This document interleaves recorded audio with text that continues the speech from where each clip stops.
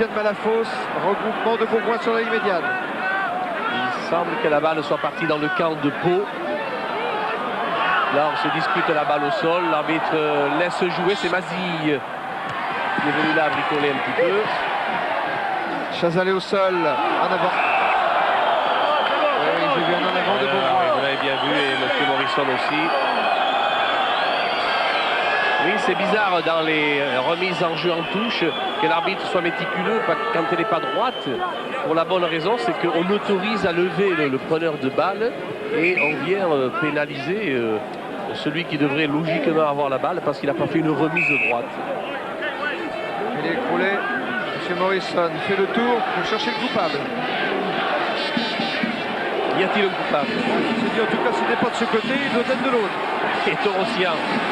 Une collection poussée collective du pack. Un côté fermé de la section paloise. Oui, il y avait une poussée du pack de Bourgoin, ce qui n'est pas empêché les Palois de jouer un côté fermé.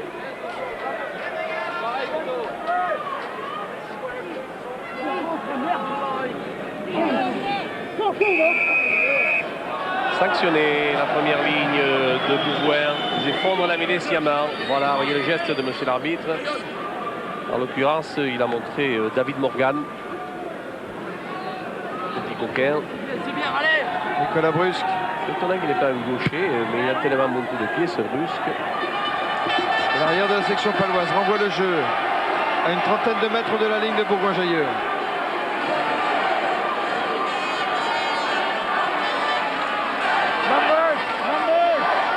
Alors qu'on aperçoit ici Lyoto qui joue un rôle aussi important avec l'État et Jean-Louis Luneau. Lyoto est le directeur sportif.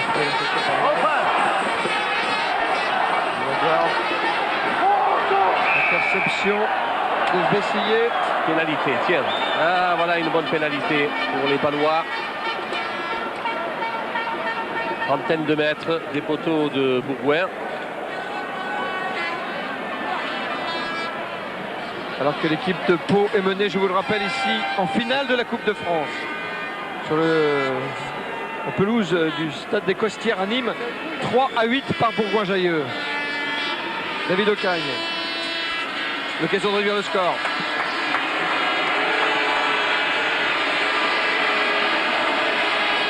C'est plutôt de réduire la différence au score pour être plus précis.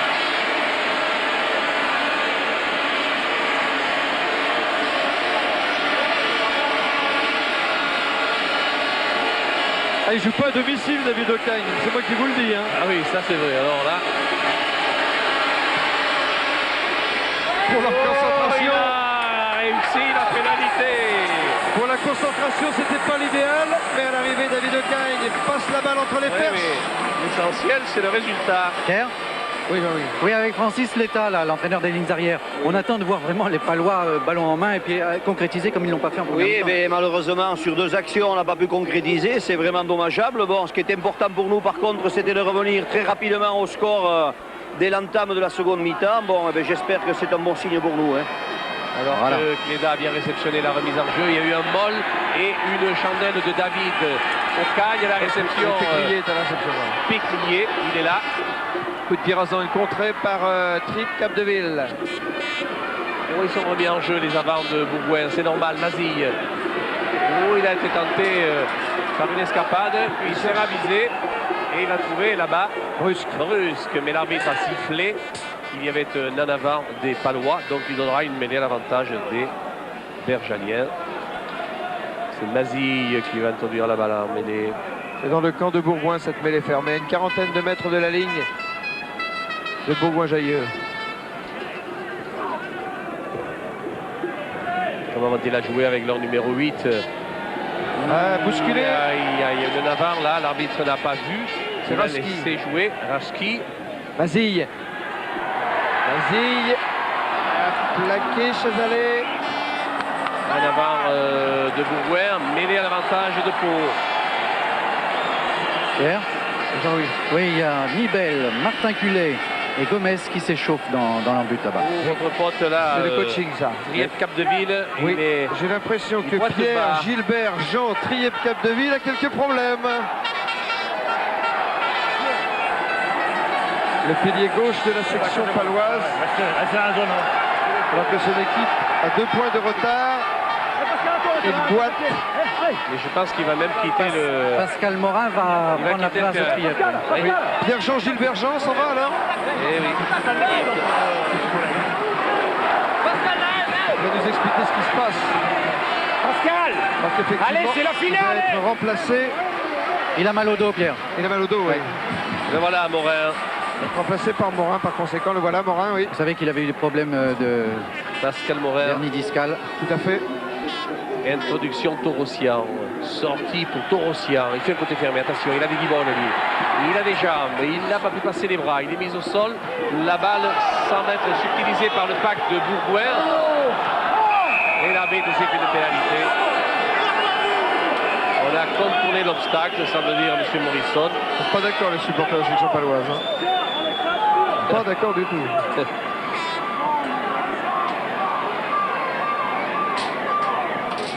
En attendant, C'est plutôt le genou de Pierre-Philippe Capdevel qui a l'air d'être touché. Là. il n'a pas perdu l'usage de la parole quand même, non? Non, mais là il souffre. Là. Je ne vais pas trop l'embêter. Dégagement de Péquilier. Péquilier a trouvé cette touche dans le temps de la section paloise. Une quarantaine de mètres de la ligne de Pau. Pierre? Oui, Jean-Louis. Oui, je suis justement avec Pierre. On va voir s'il a perdu la parole. Hein. Vous vous rappelez bien que c'est Pierre Gilbert-Jean. Hein. Pierre Gilbert Jean, Philippe Capdevel. Il a mal au genou? Ouais, j'ai une tête, j'ai mal, alors ils vont me sortir. Ils vont être à 100%, hein. Alors bon, hein. Je suis sorti, voilà, maintenant, hein. Je crois qu'on va gagner. On verra. Je suis mort. Voilà, il est mort. Il a tout donné. Mais il a toujours le sourire. Ouais, formidable. Ah, c'est un bon vivant. Hein. Alors que le paquet de Bourgoin s'est bien regroupé, regardez ça, il a fait Oh là, 10, quelle 15, démonstration. 20 mètres dans l'axe, bousculant les avants de Pau. Là, il y a une Oui, il y a une Châtaigne petite qui est bousculade partie. aussi. Et Mazille, il sait faire ça en plus. Hein. Oui. Il sait s'effondrer Ah, dramatiquement, Mazille. Le vieux briscard. Il a du métier. Regardez, on va voir ici ce qui s'est passé. Oh, je crois qu'il a mangé froid, là, oui. Oh là là là là là là. Pourtant, il est endurant. Hein. Il va avoir 36 ans à la fin de l'année. Dominique Mazille. C'est Cléda que vous voyez ici, en gros plan. Oh, Alors sous un autre c'est angle. le seul incident du match qui est Non, eu mais jusque-là, qui était parfait. C'était la tapette à frapper les mouches, hein. Oui, C'était oui, pas autre non, chose. Hein. Il n'a pas peur, il n'a pas grand-chose. Mazille, Ça va. vous allez voir, il va foutre 2 valises tout à l'heure. Ouais, ouais, ouais. Il est intraitable aussi, Mazille, Oui. comme son sponsor. Il est comme son vis-à-vis, on va pas lui apprendre à faire des grimaces. En attendant, c'est Cléda qui est puni sur cette action. Et Cléda a été mis, vous le voyez, Cléda, il rejoint le camp berchalien au-delà des limites. Et il est là pour 10 minutes, il a un avertissement. À 14 par conséquent la section Carton paloise. jaune, transformation à Ah non, côté. on raté, toujours 2 points d'avance seulement. Pierre. Bourgoin Jailleux devant Pau. Pau qui va jouer à 14 pendant 10 minutes. Passe Jean-Louis. Oui, Jean-François Martin Culé va remplacer Sanchez à Bourgoin. Une belle santé, on dit que c'est un grand espoir. Martin Culé est un 3e ligne de formation, mais qu'on ne jugeait pas assez rapide à ce poste et qui est en train d'éclater au poste de talonneur. La remise était récupérée par Théron. C'est sur lui que l'on fait le molle dans le plan de Bourgoin. Et l'on progresse à nouveau. Et là, on libère la balle et on la récupère, on se relève. C'est du bon rugby technique. Favre, sauté pour Glard. Bien pour Péclier. Péclier qui s'enfonce dans la défense. Plaqué à 2 mètres de la ligne. Non, 5 mètres, allez. Ils ont récupéré la balle, les Bergaliens tout de même. Ils sont à l'origine de ce molle. Ils sont maîtres d'œuvre dans cette phase de jeu. La balle va-t-elle être extraite pour Mazille alors qu'on ne progresse plus du côté de Bourgoin? Si on remet la gomme sur le côté intérieur, on effondre la mêlée, c'est une pénalité. On effondre le molle plutôt, et c'est une pénalité pour Bourgoin. Ouais, les Palois en difficulté ont volontairement écroulé cette mêlée pour empêcher la progression de Bourgoin. Et oui, c'est de bonne guerre, mais c'est sanctionnable. Pénalité par conséquent pour Jailleux. Regardez le collectif de Bourgoin, il était impressionnant. Là, il y a toute la famille berjalienne qui est là. Le mol est effondré et l'arbitre sanctionnera cette faute paloise. Alors là, c'est Mouloud Morgan ou Philippe Vessellier. C'est l'un des deux piliers de Bourgoin dans ses Vessellier, oui. Mais j'ai l'impression que c'était pas très grave, hein, finalement. Et Michel Couturas qui demande à Sanchez de sortir. Et pour laisser la place à Martin Culé. Absolument. Le voilà d'ailleurs.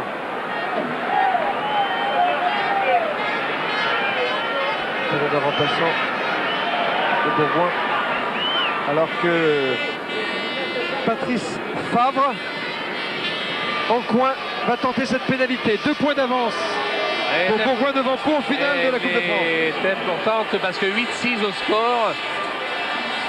Pourrait passer à 11, il faudrait un essai pour égaliser. Pour Pau, il a tapé sèchement, très droit. Non, ça et le bal passera quand même à côté. 16e minute de la deuxième mi-temps. Bourgoin 8, Pau 6. Le petit supporter là. Oui, on peut dire que l'intensité du match est quelque peu tombée. Le rythme de la première mi-temps a été très soutenu de part et d'autre. Il fait lourd aussi dans ce stade de Nîmes. C'est un magnifique stade de Nîmes. Remise en jeu au Cagne. Malafosse, le capitaine de Bourgoin, récupère cette balle. Dans l'axe des poteaux. Mazille. Mazille pour Glas. Up and under pour récupérer cette balle, Stéphane Glas. Mais finalement, c'est Le Loir qui a gagné le ballon. Et un ballon qui semble être dans le camp de Pau, qui va par Torossian pour pouvoir servir dans l'axe brusque, qui dégage en touche. Mais il y a de la présence défensive de la part de Bourgoin sur toutes les actions paloises.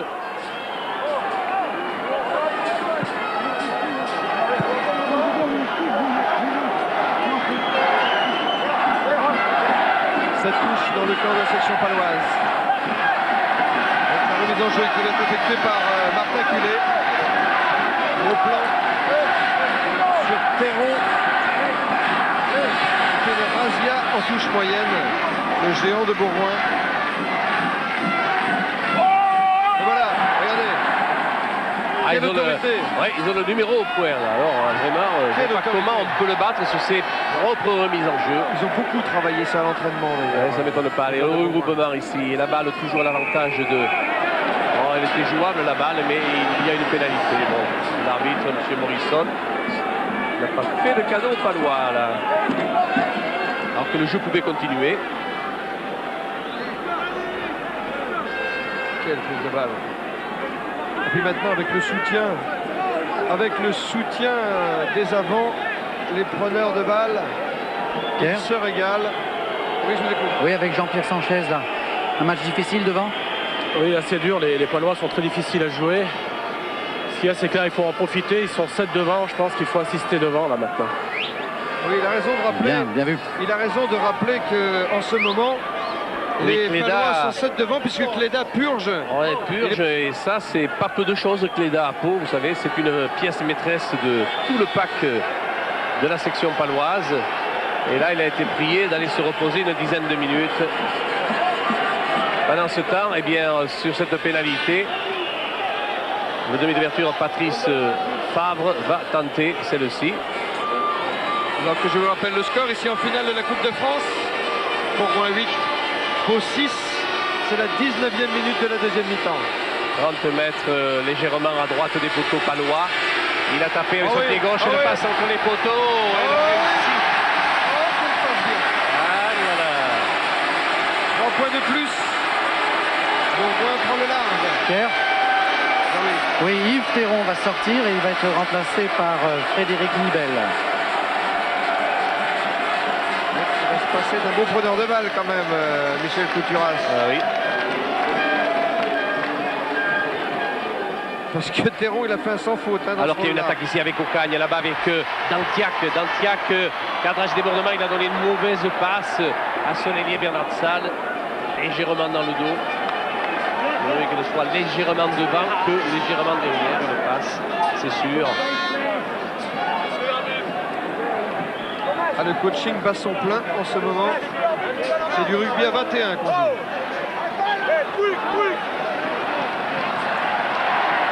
Oui, alors que rien n'est fait. Même s'il y a 5 points qui séparent les deux équipes, rien n'est fait loin de là. Et là, il se prive de Théron, qui a été le formidable pourvoyeur de balles. 35 ans. Il effectue ce retour en deuxième ligne. Et Théron qui avait été blessé. Martin Culé, la balle mise au sol récupérée par le pack de Pau. Dantiac a croisé. Il avait trouvé Martin. Oui, Martin, mise au sol. Toujours la balle du côté de personne, puisque l'arbitre donnera tout de même cette balle au Palois sur la mêlée qui suivra. Pierre? Oui. Oui, je profite d'être à côté de Yves Théron. Une grosse moisson de balles aujourd'hui, Yves. Et puis pour l'instant, un sport qui est à votre avantage. La grosse moisson de balles, vous savez, le rugby est un sport collectif. La grosse moisson de balles, c'est vrai qu'on ne voit que moi, mais je crois que Jean-Pierre Sanchez, autant que mes deux protecteurs, ont été à la hauteur. Mais bon, ça fait pas tout, il n'y a que 11-6. Ils sont à portée de fusil. Mais on le veut tellement que je pense que les copains ils vont se démerder sans moi. Et on va y arriver. Quelle belle analyse. Voilà qui est bien dit. L'ancien. Ah, c'est super. Il est super. Il est super, le grand. Allez, cette mêlée fermée dans le camp de Bourgoin-Jallieu avec une remise en jeu par Torossian, le demi de mêlée de la section paloise. Sous la pression, charge de Vignolo pour Pau.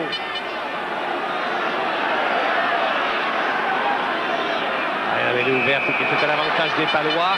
Et ils ont mis à nouveau Bourgoin à la faute. C'est une pénalité devant les poteaux de Bourgoin, à peine à 27-28 mètres de ceci. C'est une belle occasion pour David Ocagne de ramener le score. Oui, d'ailleurs, il n'a pas hésité, Joël Ray, le capitaine. Il a désigné son buteur pour tenter de cette pénalité qui réduirait le score au cas où elle passerait. Cependant que Cléda purge toujours sa suspension temporaire dans ce match. Il continue à trottiner pour ne pas se refroidir. Il était bien chaud.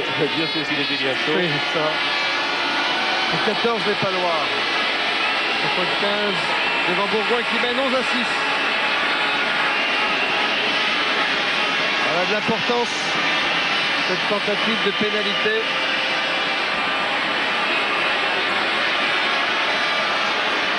Ça permettra à la section de revenir dans ce match.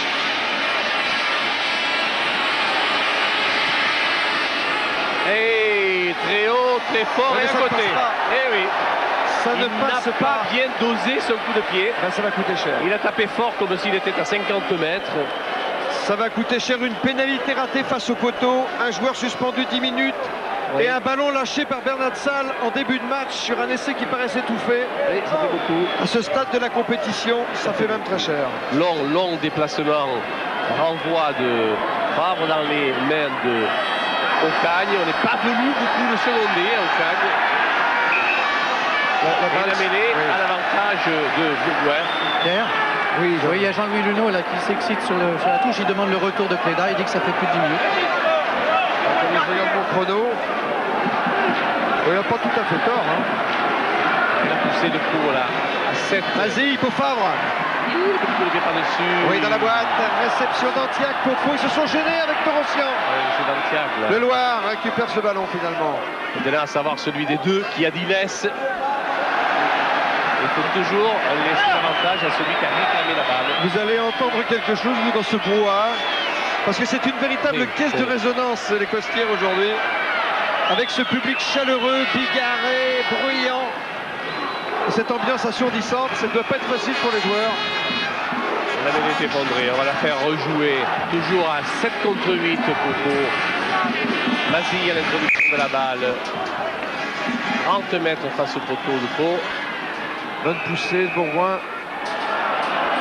On a écroulé.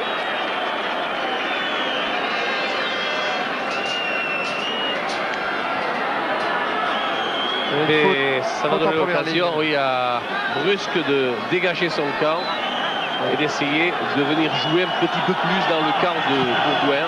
C'est Morgane depuis Il y a la touche, oui, elle est belle, ça va. Et la touche a été trouvée dans le camp de Bourgoin-Jallieu. Ah, le voilà, il y en a bien. Cléda. Thierry Cléda, regardez-le bien, ce joueur dont on parle beaucoup.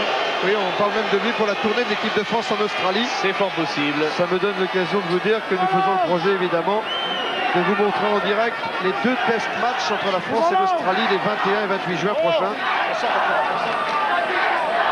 Comme nous vous montrerons France-Roumanie, comme nous vous montrerons les phases finales du championnat de France de rugby, quart de finale, 2 quarts de finale sur France Télévisions, une demi-finale et la finale.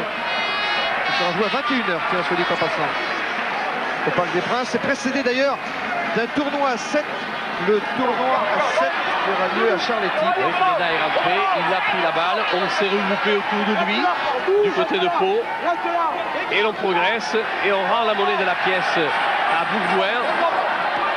L'essentiel, c'est de libérer la balle, et c'est fait. Baquet pour Pau, qui remet son équipe dans le sens de la marche. Torossian. Ocagne élargi pour Dantiac. Ah, le Loir a manqué cette passe. Ocagne sauve pour Pau. Oui, comment la balle va-t-elle sortir de là? Elle sera pour Bourgoin dans la mêlée qui suivra. Et c'est ce qu'a dit Monsieur Morrison. Oui. Et Laurent Gomez, entre-temps, est rentré à la place de Morgan. Oui, fatigué Morgan. Grosse fatigue pour le Morgan. Le pilier néo-zélandais de l'équipe de Bourgoin, qui a donc cédé sa place à Gomez. Il a bien fait d'amener des remplaçants à Michel Couturas. Il valait mieux, oui. Il n'a pas fait le voyage pour rien. C'est Favre qui a l'occasion de dégager son quart pour Bourgoin. Il le fait bien, le diable, avec son pied gauche. Où je trouve à 40 mètres de la ligne de Pau. Pau menait 6-11 devant Bourgoin. 26e minute de la deuxième mi-temps ici en finale du championnat de France. Oui, le rythme est tombé, les ambitions de jeu aussi sont tombées. On n'ose pas confier des ballons, ni de part ni d'autre, pas se faire contrer. Et c'est un petit peu dommage. Nibel ici, en gros plan. Nibel a pris la balle à 2 mains pour Bourgoin-Jailleux. Ouais, c'est efficace toujours pour Bourgoin. Et une synchronisation lanceur-sauteur à Bourgoin, c'est remarquable. Là, j'ai vu un mauvais geste de la part d'un joueur de Bourgoin.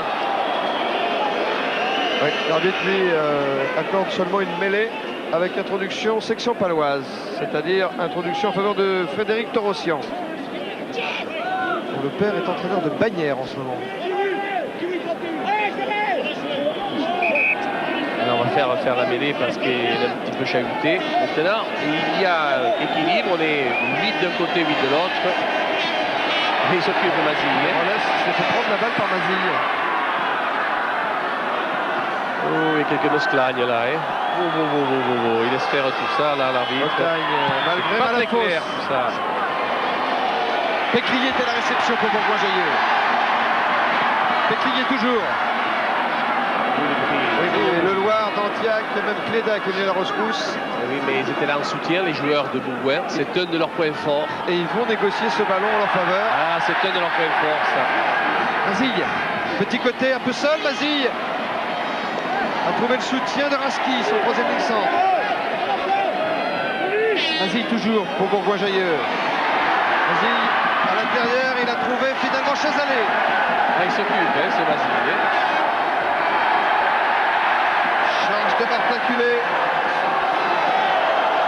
Mazille essaie d'arracher le ballon au gros debout. Et la mêlée sera pour... Oh, qu'est-ce que j'ai vu? On se calme. On se calme. Alors, va y avoir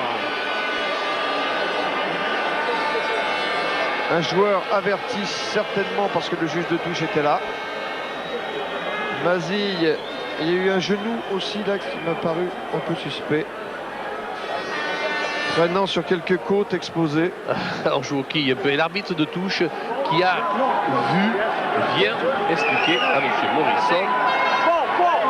Nigel Jenny était venu là au cas où on a besoin d'interprète. On va faire sanctionner du côté de Bourgoin. Il y aura une pénalité pour Pau. C'est Chazalé. Chazalé qui est averti. Allez, Chazalé sanctionné. Brusque pour le dégagement en touche. Et Brusque renvoie le jeu dans le camp de Bourgoin-Jailleux. Le temps passe. 11 minutes encore dans le temps réglementaire. Toujours avantage à Bourgoin-Jailleux. 11-6 devant Pau.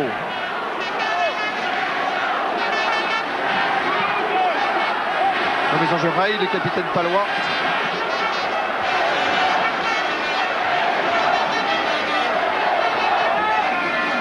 La Guarde a détourné, récupération et expulsion.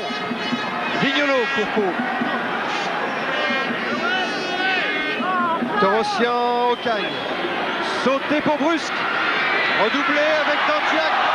Passe pour Benatsal là-bas en position d'ailier. C'était pas un cadeau, il n'y avait pas de décalage, il n'y avait pas de couloir, il y avait une bonne défense ratissée ici de Cassagne. Et ça grinçait dans les transmissions. Philippe Benatsal ne pouvait rien faire. La mêlée, puisqu'il y avait de l'avant dans l'action, la mêlée à l'avantage de Mazille. Attention, on pousse du côté de Pau et elle se fait sanctionner du côté de Bourgoin. Attention, charge de la Guarde.